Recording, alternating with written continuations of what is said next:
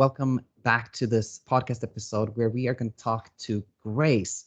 A few days ago, it was actually 5 days ago, I got this email with the title, "Please help, I've completely lost the ability to fall asleep." And I was planning to reply as I usually do on the channel, but Grace said she was willing to come on as a podcast guest, which I had asked people to do in the past. So I was very happy with that. And now she's joining us. So Grace, thanks so much for coming on.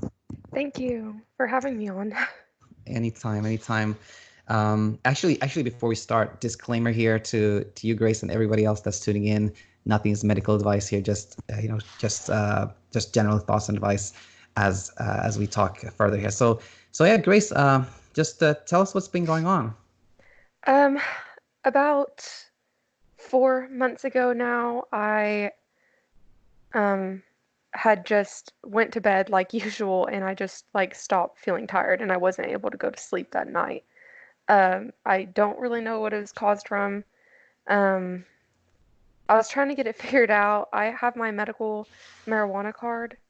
So I had bought like a new strain that was Indica Purple Passion, and I've never had sleeping problems before, but I did have problems getting restful sleep, like the satisfying sleep. So I had bought that new strain, trying to look for something that would help me get a more deep sleep. And after I had smoked it, I had like a really bad anxiety panic attack, and Yeah, I have had trouble sleeping from since on. So I've kind of gone to different doctors and stuff, and they haven't really known exactly what it could have been caused by. Because I also, not too long before this, I had my wisdom teeth removed, and they put me on a steroid for the pain and everything. And somebody told me that steroids can cause insomnia as well. So I don't really know what caused it, but it kind of happened after I had that new strain, so I thought maybe it might have something to do with that, but I'm not sure. absolutely. And so going back to like before that, and that was 4 months ago, right? Yeah. So if we go back like, a year or 6 months or something like that, you were not necessarily sleeping great, but you didn't really have any trouble sleeping, right? Yeah, my sleep wasn't very restful. Like anytime I would wake up, even if I would like have been asleep for like 9 hours or so, when I would wake up, I would still feel like exhausted, like I'd have to pull myself out of bed. But I've never had problems falling asleep. I could always fall Exactly. asleep very, very easily. So that's kind of the thing that was weird about it for me. Yep. Yeah, totally get it. And if we go back to that time when you didn't have trouble falling asleep, etc., what time did you typically like go to bed and get up in the morning? Usually like 11, and then I would get up at like 8 or 9. Got it. So you So would go to I would get a good amount of sleep like every night. I never had problem falling asleep, but um exactly. yeah. I And was talking to one girl too, and she'd been on this podcast before too. She said that I can mention her name. She said she didn't mind, but it was Catherine's ASMR. I don't know if you remember her. yeah, We actually got in contact on one of your videos because we have been having like the same sleep problem, is like this weird paradoxical thing where it's hard to tell if we're asleep or awake. And hers started after CBD oil, and she said that was taking a steroid medication, I believe, as well. So that's where I was like, that's where I got the idea that maybe mine came from like the steroid medication mixed with my um, medical marijuana. So I don't know, but she said she was going to make an update video because she had the same thing happen. I asked her about it. I see. I see. How interesting. And uh, so that happened to her, and I'm guessing she's like, what has after that happened in her case? Did she say anything about like if she has done anything about that, or if she's Uh, yeah, we were messaging back and forth, and I forgot what video it was on. I think it was on one of her videos in the comment section, yeah. but she started taking L-theanine and GABA supplements, and she said that that helped her a bit to where her sleeping aids would actually work. She said that she still had like a few of her other symptoms, like I think it's called dysphagia, which is like the Hmm. trouble swallowing and stuff like that. She said that she still had that, but that's what she told me. So I've been taking L-theanine and GABA Okay, supplements. okay. Just I don't know. That was my question I was gonna ask is like, have you heard of anybody having this kind of situation with like a reaction to medication or something? Um, I'll definitely want to answer. I mean, let's. I'll definitely answer that. I'll definitely answer that Okay. question. But I want to ask you a few more first, and one of them were okay. Okay. Um, so again, going back a couple of months, you were actually sleeping a lot of hours, but you're not feeling refreshed. And just out of curiosity, what made you? Was it anything particular that made you think it's probably sleep? Even though I'm sleeping a lot of hours, I'm not getting good quality sleep. Was anything particular that made you think of that? Um, yeah, I thought about that. I tried a few different things like melatonin and stuff like that because I heard that can help you sleep a little deeper and um I definitely thought about that, but it was never like a something that really worried me. Like I need to get something done about it because I would always just manage to pull myself out of bed and drink some coffee or something and then um, try and pull myself through it because I figured at least I'm getting sleep. So it Yeah. wasn't, it was never that big of a concern to me until now. Now I'm thinking maybe that might have contributed to some of these sleep problems I'm having now. Possibly, I'm not sure. All right. Well, let's. Okay. So you had that episode like 4 months ago, where you smoked that particular strain, and then what happened? Did you like not sleep at all that night, or you slept very little, or what happened? I did not sleep at all. I had smoked it and I remember laying down and I did not feel tired like at all. And then I started having like an anxiety attack, a panic attack. So I think it was just the strain didn't mix well with me or not, or something. So for a long time I thought it might have been caused by anxiety or something like that, because I know that I've read somewhere that paradoxical insomnia is usually stems from anxiety. Hmm. Um, so I looked into that. I tried to get on like Zoloft and different medications to help with my anxiety, and that didn't really help either. I actually went to the hospital for 15 days and they tried like a ton of different sleep aids on me. I tried like Seroquel, Restoril, Ambien, Doxepin, Trazodone, and a few others. Lunesta. I tried Lunesta, and like nothing was able to make me sleep Got or it. feel like I'm Yeah. sleeping. That's Yeah. that's the weird thing. All right. So after, okay, so you were in the hospital, and since 4 months ago, like, uh, what's it like now? Like, what time do you go to bed? What happens? And etc. I I've read into the sleep hygiene things and everything like that. It tells you and other people's advice when they tell you to go to bed early, but I've just been trying to go to bed at the same time. So I go to lay in bed at like 10 or 11 o'clock, and I try and stay in bed and get up at the same time as I used to. I'm trying to keep it normally, as I did previously, but Got it. it's kind of weird. Me and Catherine were having the same symptoms. That's really hard to explain. Is like it's it's hard to tell whether or not I'm sleeping. Like I feel like I'm conscious throughout the night, but also like I don't remember everything. I feel like I almost like am conscious for a bit and then I'm sleeping for a bit, but it's hard to like there's like a thin line. It's hard to tell. This probably sounds so weird, but I'm trying to explain it the best that I can. Oh no, let me say this, Grace. There's nothing you told me so far that's the slightest bit weird.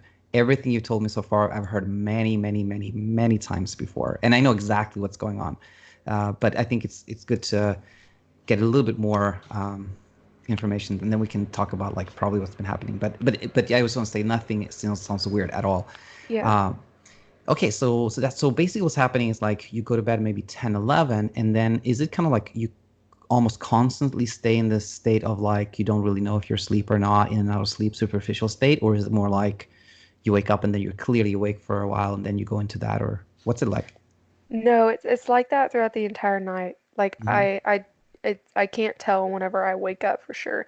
And that's the weird thing um for me is it used to not be that way. Like I could very clearly tell whenever I woke up and I was like completely out for the entire night. And now it's like I don't know if I'm just like not in the deep state of sleep or something. Like maybe I'm just in like the first or second stage or something. Yeah, But it's like it's really hard for me to tell the got it. entire night through. Got it. And then you said in the past you used to, I think, get out of bed around 8 in the morning. Is that still what's happening, or? Now I usually get out about 9. Mm-hmm. Mm-hmm. And a lot of when people tell me that, it's typically that happens because you're like you haven't slept well, and then you like maybe finally at around in the morning you are able to sleep a little bit more, so you stay a little bit longer in bed, or is that what's happening, or what's happening? Uh, no, it's very just like disassociative. Like I can't tell when like whether I'm sleeping or not. Like Okay. just it throughout the entire night, which is the weird thing for me. That's what Catherine had told me that she was going through as well. Yeah, yeah, yeah. But Because how yeah. sorry to interrupt, but in the morning there, like I think you used to get up around 8 and now it's more towards 9. Why is that? Well, I'm not in high school anymore. I would whenever I wasn't having this problem, I was still in high school, so I would usually get out around 7:30 or 8, but now I get out just a little bit later just because I'm in college now and my classes are online and stuff. Yeah, yeah, yeah. I hear you're more flexibility. Okay. Mhm. And then how do you feel during the day? Not tired at all. That's the weird thing about it is like I never feel tired and I don't feel the need to sleep. Exactly. All right. Cool. I think I have a very good picture of what's been happening, and so I think let me I'm stumbling here. Let me let you ask questions at this point, and then I can kind of share my thoughts. Your first question. What was your first question again? I forgot exactly what I put in the email, but I was I gonna ask just like if is there like a medical reaction that could have caused this that you know of? Yeah, yeah, yeah. Very good question, and that was the question you were asking me before. So here is the thing. Um, uh, you know, having like a sleepless night or two, or maybe a couple even, can be caused by like almost anything. A side effect from medication, yep. A side effect from some herbal thing, yep. Pain, yes. Stress, yes. Anxiety, yes. Food poisoning, yes. A cold, yes. Seeing a scary movie, yes. There are tons of things that can cause you to have like a reaction where you're like not sleeping well for a night. But here's the thing, none of those things can cause like chronic insomnia. You know, let's Hmm. say you have a side effect for a medication. Yeah, that can keep somebody up for an entire night. But if that person then stops taking the medication and still keeps not sleeping well, then that does not mean that that medication like caused some permanent damage to the brain or continues to cause insomnia. And that's super important. So my point here is that any of like 1,000 and 1,000 things can cause you to have a sleepless night, but only the reaction to that can cause chronic insomnia. And let me elaborate on that, and then you can ask follow-up questions. So let's say somebody takes a new medication and they don't sleep at all, and then they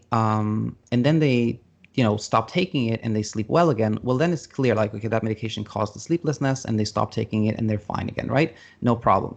Let's say another person takes that same medication, has a sleepless night, and now goes, whoa, I didn't sleep at all. What could it have been? Could it have been the medication? I don't know. Could it have been this other thing? Maybe. And guess what happens then? It's like that reaction, the concern, the worrying, the preoccupation with the sleepless night, that can cause chronic insomnia. So just to summarize it, it's like almost anything can cause a sleepless night, but only the worrying, preoccupation, and reaction to that can cause chronic insomnia. Hmm. The weird thing that I have about it though is I like even after this, like I went into different things. I was trying like yoga and meditation and taking different herbal supplements and just trying to like relax myself as much as possible. And like even with that, I still would not feel tired, which is the weird part of it to me. That's why I'm curious as to what happened. I don't know if it was caused just by anxiety or what is going on, but I'm not sure. Totally get it. And what I think what you're at, what you find weird is that you're kind of like trying things to make yourself less anxious, and nothing is changing, Yeah. right?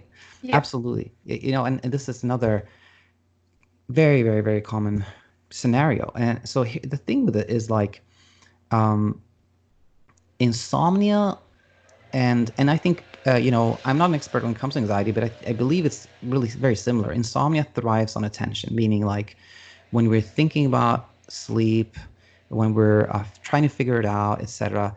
That keeps us from sleeping well. And Yes.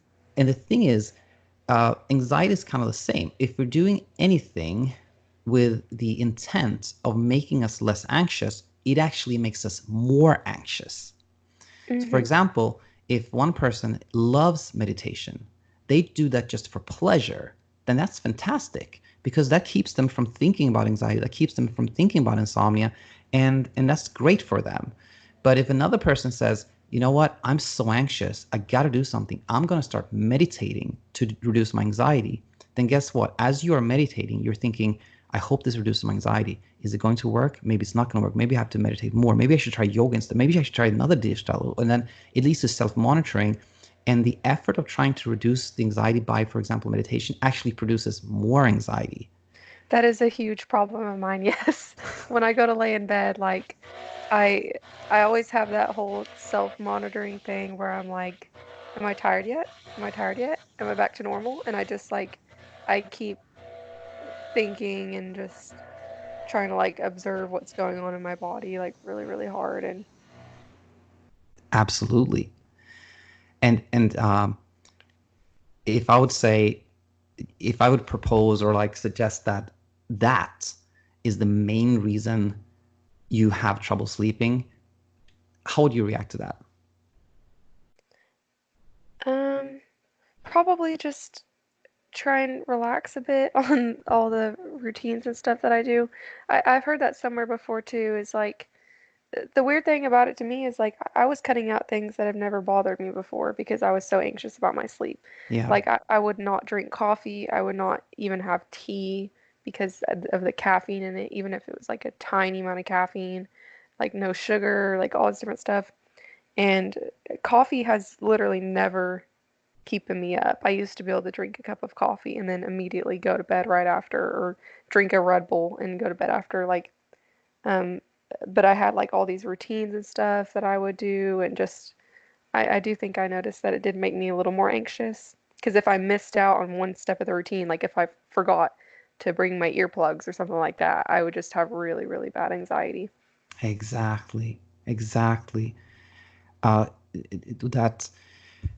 that like what you're doing there is you're trying to like protect sleep, by Hmm. making sure like doing things like checking off boxes, etc. And um, exactly what you're describing happens. Meaning, let's say somebody decides, okay, I'm having trouble sleeping. I'm going to stop drinking coffee.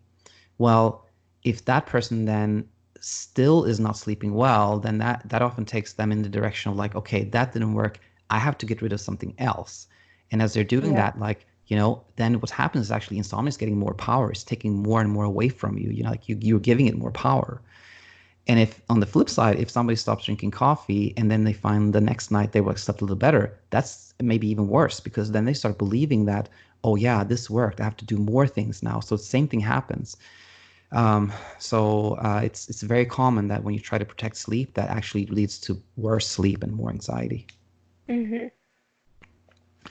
Um, and I felt there were so many things we could talk about here, but Um, have you heard me talk about the three? No, actually, that's not so helpful, I think. But um, what was I say? Yeah, if you think about it one way, when you, or let me ask you this question. If you go back to when you were sleeping and didn't have any trouble sleeping, you've noticed yourself that you weren't doing any of the things you're doing now. You weren't trying Yeah, supplements, no. right? And what Mm-mm. does that, if you think about that, what does that make you, how do you reflect upon that? Yeah, I do find it kind of ridiculous now. Like I wouldn't take anything. Like if I did take anything, it would be like a little like tiny 2 milligram gummy of melatonin or like a little Benadryl or just something small that you can literally get from like a Walmart or something. Like it was never anything big, and that was a weird thing for me is like I've never had trouble falling asleep, and like even if I was having like a little bit of an issue going to sleep like fast enough or something, and I would take like the little 2 milligram gummy that would knock me out like very, very well, and I would sleep throughout the entire night. But it's just weird to me now that I was taking like Seroquel, Restoril, like these really hard sleeping medications that you have to get a prescription for, and they weren't working.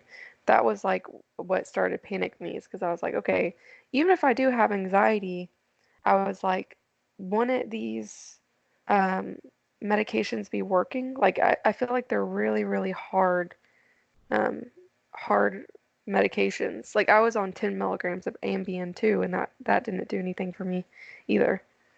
Absolutely, absolutely. And the thing with that is that exactly what you describe, I see all the time, that when people take a medication and it doesn't quote unquote work, it leads to this. You think like something is really wrong with me. And then if you take like seven medications and none of them quote unquote work, of course you're going to feel like something is terribly wrong with me. But I mean, the reality is that medications cannot make a person sleep. Medications cannot produce sleep. Um, what medications can do sometimes is that, you know, if you're really sleepy, but you also have anxiety and they remove some of that anxiety, yes, then they can allow your body to sleep. But if you're not sleepy, then nothing can make you sleep. So um, I think, what was I going to say here? Yeah. Here's what I want to say is that if you ask somebody that sleeps very, very good, like, what do you do? Then that person will be like just dumbfounded. They'll be like, I don't know. I just go to bed and sleep. And the thing is that they don't have a single thought in their mind about sleep. They don't think about sleep at all. Like they know nothing. That's what makes them able, quote unquote, able to sleep well. That's why they sleep well. And and so that's kind of where somebody that has trouble sleeping, that's where you want to be. And the key to that is a couple of things. It's not complicated at all, actually. It's very simple. It's you got to spend less time in bed, and you got to start. You got to shift attention away from sleep. So really, practically, what does that mean? It means okay, if somebody slept in the past, about 8 hours, spend about 8 hours in bed, let's say, then they should probably spend like 6.5 hours in bed, or maybe 7 hours in bed. They should get up every morning at, let's say, 6, and they should not go to bed before, let's say, 11:30. That's kind of number one. And the second thing is like they should stop Googling sleep, stop thinking about sleep, stop. And how do you do that? Here's a good question. Here's a good thing. How do you stop thinking about sleep, or how do you reduce anxiety? Well, the thing is, anything you do with a direct purpose of making you sleep or producing less anxiety is going to it's going to do the opposite. So the key is like doing things that is fun and engaging, enjoyable, that has nothing to do with sleep. For example, whale watching. Hmm. I'm just mentioning that because it's kind of out there, but you know what I'm saying? Yeah, Like anything you yeah. do that's just nothing to do with sleep and it's fun and engaging, that is great. That to me is like it's simple. That's it. What do you think about like the whole blue light situation? Because um, I do try to like read or paint or just something or draw something that I can do to help me go to sleep. But um, is it bad, as they say, to get on your laptop or something like that if you can't sleep or your phone? Studies on this have shown that like blue light has minimal impact on sleep. In my belief is that it has zero impact. I say minimal just because somebody might have another opinion, but Hmm. the thing with that is that I was actually about to like tweet something about this that I think might be helpful. I was about to tweet something like, um, blank line cannot produce insomnia. However, believing so can, meaning blue light does not produce insomnia. However, thinking that it can may, because if you're thinking like, oh my gosh, this is too much blue light, maybe I should wear blue blocking lenses. Oh no, I got too much blue light. Now I'm not going to sleep. That whole process can cause a lot of trouble sleeping, but the blue light Hmm. cannot. Yeah. So the key is, again, it's super simple. It's not the caffeine, it's not the blue light, it's not the temperature, it's not the noise level, it's not that. It's simply about like spending less time in bed, shifting attention away is all that it is. And by the way, if you say you like painting, Yes. that is amazing. That is awesome. You should paint, you know, Hmm. particularly. And here's the thing, particularly like the hour before you go to bed, a lot of people are like, okay, now it's an hour before I'm going to go to bed. What should I do? I have to do something that's not too engaging. I have to keep the noise level low. I have to get ready. I have to have my ritual. That thing is so anxiety provoking because you start thinking that, okay, I have to get it right to sleep.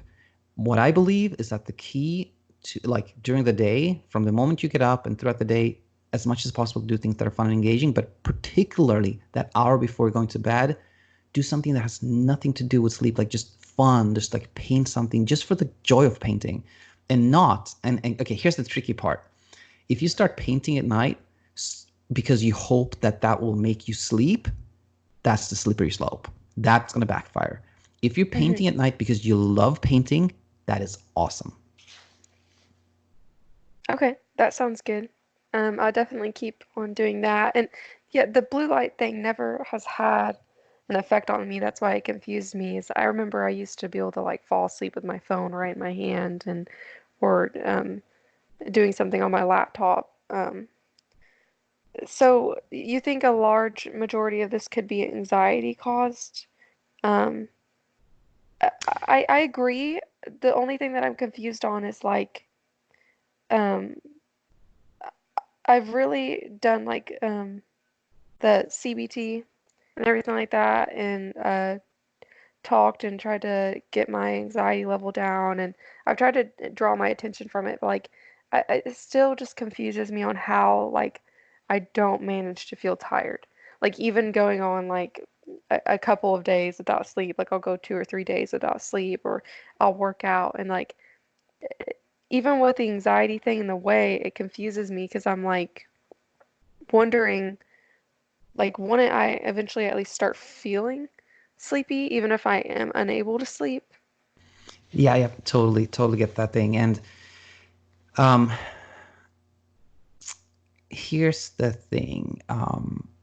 Sleep. Okay, so if somebody is sleep deprived, which means they're not getting enough sleep, then that person will be sleepy and kind of like feel sleepy during the day, right? So let's Yeah. say we have a fictional person that needs 7 hours of sleep, but they're only sleeping 4 hours. Like they're sleeping about half of the amount of sleep they need. That person will very quickly become sleepy. I'm talking about like 2 days, 3 days, and that person will be like yawning, like eyes, hard to keep their eyes open, etc. Now, Hmm.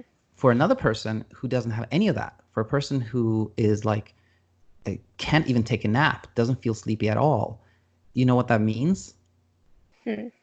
That means they must be getting more sleep than they think.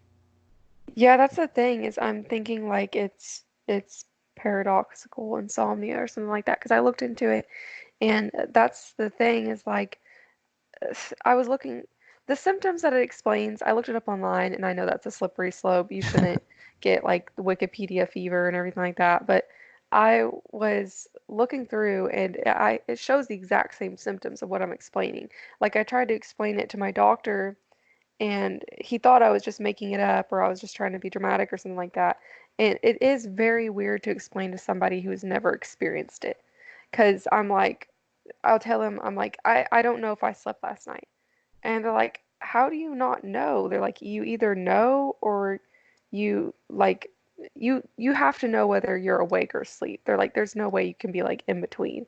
And I'm like, no, I don't know. I can't tell because I feel like I was sleeping at some points, but then I also remember like hearing the ceiling fan throughout the night, and I'll be able to hear things and smell things and stuff like that. And that's the part that confuses me about it.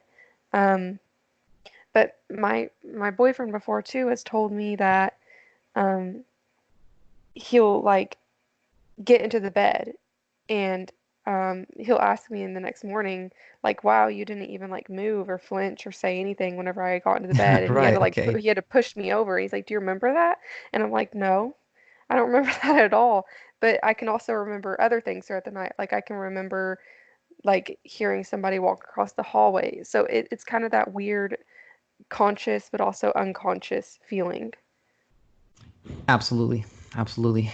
And uh, so much to talk about here, but let's start here. Paradoxical insomnia is, yeah, it's like when somebody has trouble sleeping, and there is this big component of like misperception. Kind of like classic paradoxical insomnia is when somebody comes to clinic. Let's say I'm a doctor, right? And they come see me and they're like, I don't sleep at all. And I'm like, what do you mean? I don't sleep at all. I have not slept an hour for 3 months. That's like full blown all out paradoxical insomnia. Yeah, that's what I told my doctor, and that's why I thought too as well after I read like a post about paradoxical insomnia. It was like they believe that they haven't slept in months despite showing no signs of sleep deprivation. Right. And like I came into the hospital, this is before I even knew anything about the paradoxical insomnia, but I came into the hospital and I literally drove myself there. Um, and the doctor knew that. He like asked me and everything too, had I like driven myself. And I told him, I was like, I can't sleep and I haven't slept in like 3 months. I went in there, it was about this has been going on for about 3 months when I went to visit the doctor. And he went and told me, he's like, yeah, that's not possible at all. He's like, you wouldn't even be able to talk to me right now if you hadn't slept in 3 months, let alone drive yourself here and different stuff like that. But the thing that worries me about paradoxical insomnia is um, they don't know a whole lot about it. Like I tried to read into it and like there's not really any treatment. I don't believe that I know of for it. Oh, you know, here's the thing. I think we know a whole lot about paradoxical insomnia. In fact, okay, in when I was in training like 8 years ago, we had these classifications like paradoxical insomnia, psychophysiological insomnia, and then the Academy of Sleep Medicine actually tried to get away with that and just call everything chronic insomnia. And the reason was that it's really all the same. Um, Paradoxical insomnia is kind of just one way that insomnia manifests. It's all the same. Um, Meaning, somebody, okay, let's start with somebody that has no trouble sleeping. A random person who has no trouble sleeping, they generally believe they sleep 7 hours, but they actually sleep six. That's kind of like they underestimate by about an hour. Hmm. Now, a person who has insomnia does the opposite. If they sleep 6 hours, they generally estimate that they sleep about five, right?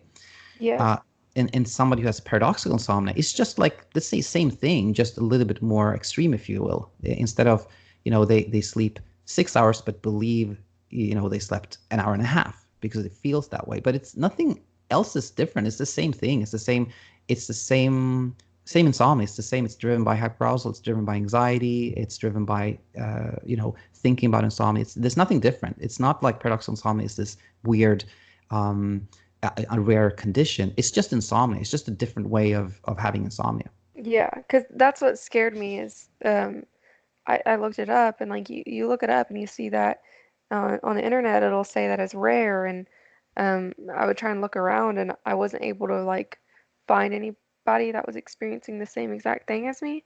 Um, until I got on Reddit, I started looking on Reddit and making posts on the um, r/insomnia and stuff like Hmm. that. And Hmm. I met a few other people that had the situation like mine, but theirs was a little different. They would have the paradoxical insomnia, but eventually they would go to sleep normally and they would Hmm. sleep for 2 to 4 hours. For me, mine is like complete paradoxical insomnia. Like I can't tell whether I'm sleeping or not throughout the whole night. That's the thing that confuses me. And another thing that's even really weird is I wanted to explain this, and Catherine was going through the same thing, is I will remember having a dream, but I won't remember sleeping, Yeah, yeah, yeah. which is very weird and hard to explain to people as well. Um, which at least tells me that I believe I'm sleeping now. Um, yeah, Yeah, totally. And again, yes, it is, it's less common having that kind of complete paradoxical insomnia, sure, but it's nothing that unusual. Like a lot of people have gone through it. Um, and so to give you an example of okay, I think, oh yeah, yeah, now I remember. When you talk to the doctor or other people, it may seem like, it may feel like it's really hard to explain it, and that people will think that, oh, that's really weird. But in fact, like almost everybody has experienced some paradoxical insomnia, meaning a lot of people, almost everyone will tell you that there was that time when they were kind of watching a movie and then they were like, whoa, why did it skip ahead 20 minutes? Or another time where you somebody kind of is waking you up and like, wake up. And the person goes like, what do you mean wake up? I was already awake, right? That happens to a lot of people. That's kind of a way for people in general to understand that it's not that strange or uncommon. yeah. And another thing is like, uh, if somebody again has no trouble sleeping, they just go to bed and they don't self-monitor at all, then they will often feel like they slept a lot. But the more you self-monitor, the more you will be aware of being awake and can feel like you're awake all the time. And one thing that kind of can make that worse is that if you're spending more time in bed, like in your case, it sounds like before you were in high school, you went to bed around 11, you get up maybe 7 or 8. Now you're actually going to bed sometimes 10 and you stay in bed till 9, which means that sleep is probably going to be more superficial, and you're Hmm. going to be, there's going to be more of that feeling of not sleeping at all. So you said there's no treatment. No treatment is the same for everyone with insomnia. It's like the best thing is cognitive behavioral therapy for insomnia, which again is spending less time in bed. When you spend less time in bed, then the sleep you get is more deep and sound and there's less interspersed wakefulness. So it can CBTI works for everything. It works great for paradoxical insomnia as well. Yeah. That was another question I was going to ask too, is like, are there any cases of people like overcoming it, or not like curing per se, because I guess insomnia can always come back, but is there like any cases of people with paradoxical insomnia getting through it and going back to sleep normally how they did previously? Because that's the thing that worries me, is I'm kind of always scared I'm going to be stuck with this for the rest of my life or something. Yeah, absolutely. Which is such a very, very common concern. Um, and the thing is, I want to flip. I want to answer that by kind of reversing it, meaning saying, I want to say, it, if somebody does CBTI, if somebody commits to it and says, okay, I'm going to spend not more than 7 hours in bed, I'm going to like get up every morning, I'm going to be doing fun things that I enjoy, etc., everybody gets better. I want to say I've not seen a single person with paradoxical insomnia or other type of insomnia that has not gone on to, sleep well again. I think absolutely, absolutely. Hmm. Okay. Um, I'm trying to think of another question to ask. I'm not sure what else I wanted to ask. There was one person Um, I refer to this kind of subscriber or viewer a lot. Her name is Ellen. If you go through my videos, you'll see a reference. I can't remember exactly which ones, but anyway, she had not kind of classical paradoxical insomnia, but she also went through a lot of nights where she felt she didn't sleep at all or slept like 2 hours, and she also felt like weirdly awake. She like it's I can't explain it. Like I have so much energy and I feel like I didn't sleep at all.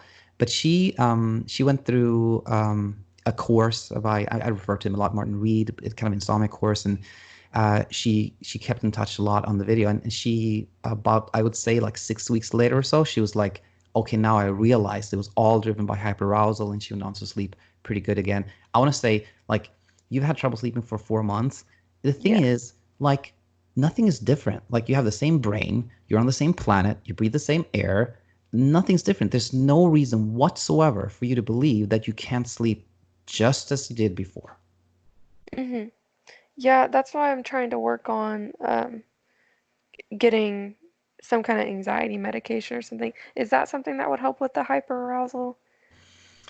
Yeah, the thing with anxiety, I'm not a I'm a sleep specialist. I don't know a lot about Hmm. sleep. I don't know too much about anxiety. I want to say when it comes to sleep, um, if somebody is less anxious, they'll probably sleep. They will probably sleep more and sleep better. When it comes to sleep, again, it's like if somebody's taking a medication with the intent of that making them sleep, then often it backfires because they go like, okay, I'm taking this medication now. I Yeah. hope it's going to make me sleep. Maybe I don't know about anxiety. Maybe it's the same thing for anxiety. I don't know, but for sleep wise, but I also believe that doing things that you enjoy and having fun and engaging things like that helps with everything, including anxiety, I believe. But anyway, so I don't know about I definitely don't know if medications are good for somebody for anxiety or not. Yeah. Um, well, the one thing I am taking that I'm gonna try to continue to take, I'm gonna try and not put any intention in it and expectations, but um, Catherine, who was going through the same thing as me, she said that she started taking the L-theanine and GABA, and she said that that helped her a little bit. Hmm. Um, so I do think I would like to try that. But one question I have for you is, with the paradoxical insomnia, is not feeling tired a symptom of that? Yeah, I would call it that. Again, like uh, when I think of paradoxical insomnia, I often like when somebody tells me it's weird. I feel very alert during the day, but I sleep like almost nothing at night. The first thing that I think about is like, oh, you probably have paradoxical insomnia. So I would say yes. Hmm. Okay. But what was I gonna say? Oh yeah, yeah, yeah. When it comes to like medications or supplements like melatonin or L-tryptophan or whatever it is, I think I think the CBTI, it works great even if you're taking supplements, as long as you don't believe that they make you sleep. If somebody is like taking anything and they take it at the same time, they take it like at 10 p.m. every night and they don't question it, that's totally fine. Or if somebody takes nothing, that's totally fine too. The trouble becomes when people are like, I'm going to take a little more tonight. No, I'm going to take half of it. Oh, I'm going to take it a little later. Oh, I'm going to try this other thing. That leads to a lot of confusion. But as long as somebody takes like the same thing every single night, then that's totally fine. Yeah, my doctor got really frustrated with me. I told him about my sleep and how I was taking melatonin. He asked me how much melatonin I was taking. And I used to take like little 2 or 3 milligram little gummies. And I remember after the sleep problem started, I took like two of those. And then I took three. And then I took four. And eventually I was taking like 40, 50 milligrams of Right. melatonin. Oh my And gosh, he that's told great. me that that was like really, really bad for me. And I was like, oh, I didn't know that. I was like, your brain produces it naturally. I didn't know that there was a way for you to like over, not so much like overdose, because you can't die or anything from melatonin, I believe, but Right, it right. is very bad for you. I didn't realize that um, you could get like way too much melatonin. But yeah. Yeah, I don't, to be quite honest with you, I don't know that high doses of melatonin are bad for somebody or not. I've not come across, studies of Well, that. somebody told me they can like build up your tolerance, but I didn't know or think that you could have a tolerance for it if your brain produces it naturally. That's the thing that confused me. Yeah, I don't know, but I'll say this. I'll let me word it this way. I don't know if melatonin can hurt your body, but I know it can hurt your sleep confidence a lot. And so Hmm. can anything, anything you try to sleep can hurt your sleep confidence a lot. And then that it's, very important to rebuild that sleep confidence. Yeah. Um, I'm trying to find Catherine's comment here. We were talking to each other and she explained it in a really good way also, because she's going through the same exact thing yeah. as me. Um, she said, it sounds like you're in the same boat as me, not feeling tired, like you could go on forever past and midnight and beyond. 'Cause that's the way that I feel. And she said that before she started getting help with the supplements, she felt like she would be in a dream-like state, but not sleeping. That's the best way that she explained it, is the Mm-hmm. exact same way that I feel, is like I feel like I'm more so in a dream-like state. I feel like I'm still awake, but um, it feels less, it feels like hard to tell reality in some weird way. Like I said, like I can not remember at all my boyfriend getting into the bed and like Yeah. making a bunch of noise and like moving around, but I can hear like a little marble or something hit the floor, and like it's just weird. Yeah, it of course, like from the perspective of somebody like yourself that experiences this, it seems really weird.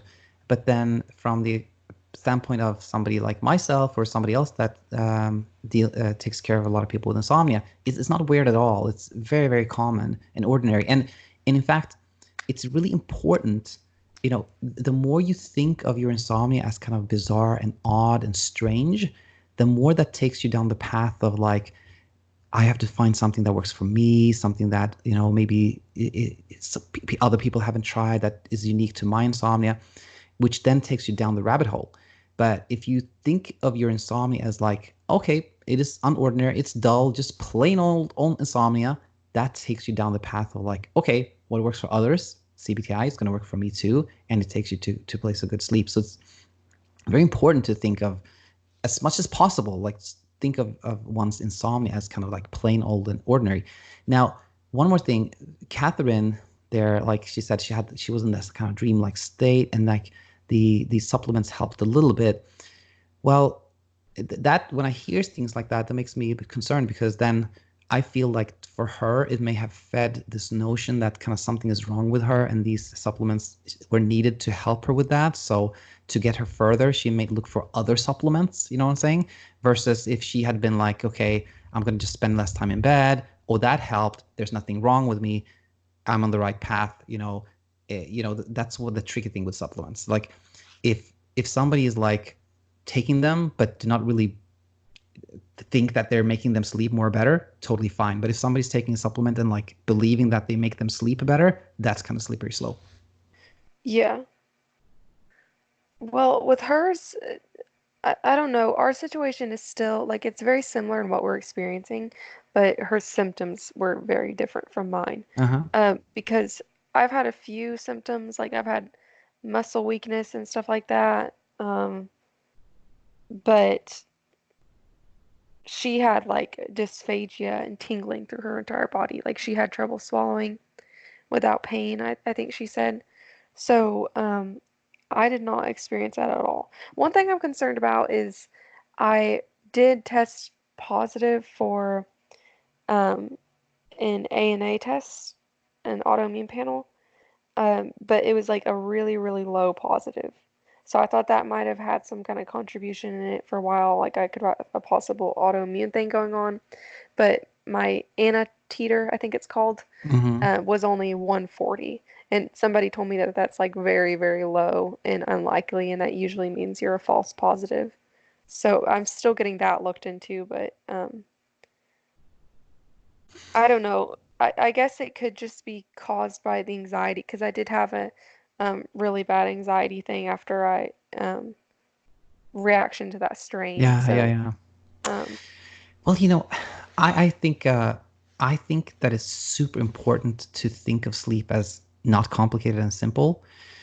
It's just like if you're really sleepy, that makes it more likely for you to sleep. That's kind of the gas thing that makes you want to sleep. If you're kind of preoccupied, worried, that's the break that keeps you from sleeping. That's really all it is. And now, if somebody is like, I don't really know if I believe all this is just caused by anxiety. Maybe it's not. Well, one thing that can be, some you can think of is like, maybe I'm just gonna accept that belief for now. Maybe just I'm gonna start believing that it's all anxiety, and I'm gonna try like spending less time in bed and behavioral activation, just having fun, etc., and just see where that takes me. Like adopt a belief, and then see where that leads you is something to consider. yeah, definitely. So I think, yeah, I want to say, Grace, thanks so much for Oh gosh, we talked for so long, I didn't even realize how long it had been. I Okay. know. No, no, totally. I hope this is helpful, and just stay in touch and let us know how things go. Okay, and Catherine was telling me that she was gonna try and keep you up to date too and try and get back in touch. So, Yeah, yeah, yeah. I, um, I remember her. She was Catherine ASMR. She was super for a while there. She was very, very engaged. She had left a lot of really nice comments. I remember that. So I'm curious to hear back from her as well. okay, that sounds good. Thank you so much. Anytime. All right, bye. Talk soon. Bye.